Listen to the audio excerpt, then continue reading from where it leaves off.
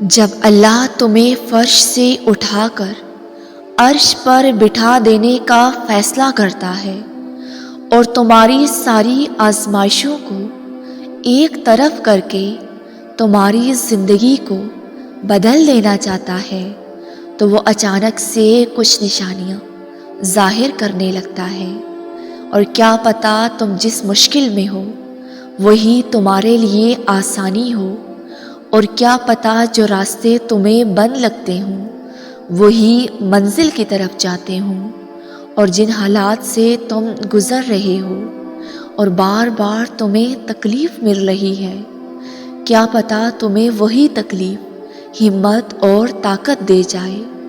تم اپنی پریشانیوں سے تنگ آ جاتے ہو اور اپنی تکلیف سے مایوس ہو کر نا امید ہو جاتے ہو، لیکن کیا پتہ تمہارے پاس جو ابھی تک نہیں تھا اسے تمہارے قریب کرنے کے لیے رب نے تمہیں اس تکلیف کے راستے پر ڈالا ہو۔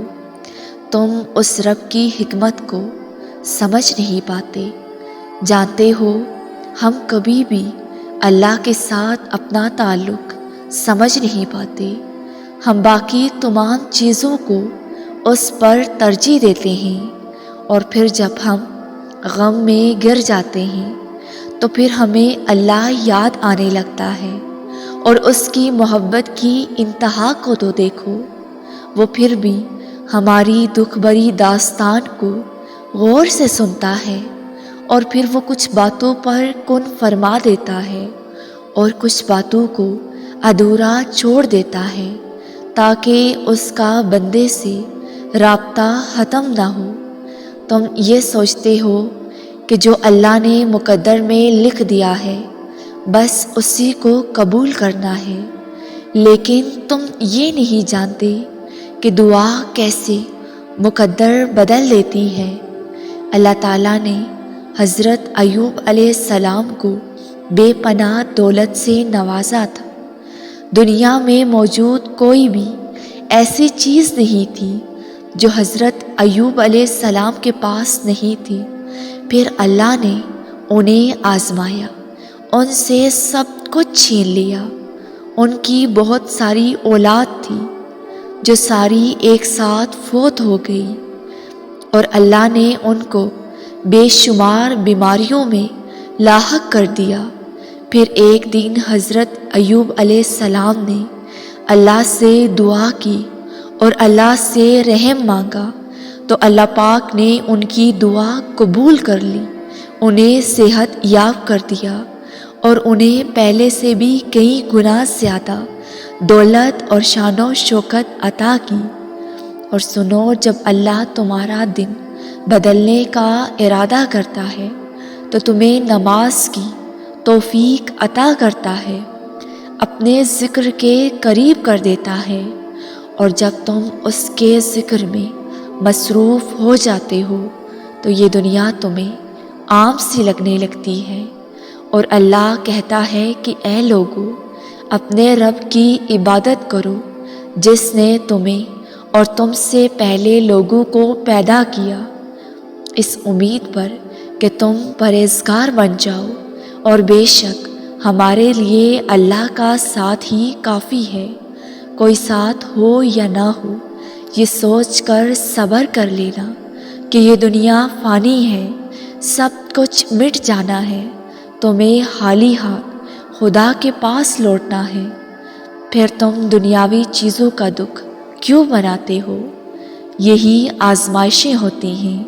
اللہ ہمیں آزماتا ہے کہ میرا بندہ مجھ پر کتنا بھروسہ رکھتا ہے۔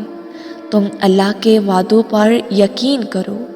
میں جانتی ہوں کہ صبر کرنا اتنا آسان نہیں ہوتا جتنا ہم سوچ لیتے ہیں، پر سنو، اللہ کے لیے ہمیں صبر کرنا پڑتا ہے، اور جس چیز کے لیے صبر کر لیا جائے اس کے لیے رویا نہیں کرتے، کیونکہ ہم نے اس کو اللہ کی امان میں دے دیا ہے، اور بے شک اللہ کی امان میں چیزیں کھویا نہیں کرتے بلکہ محفوظ ہو جایا کرتی ہیں، اور جن کا انتظار اللہ کی رضا کے لیے کیا جاتا ہے، اس انتظار کو بھی اللہ ضائع نہیں ہونے دیتا۔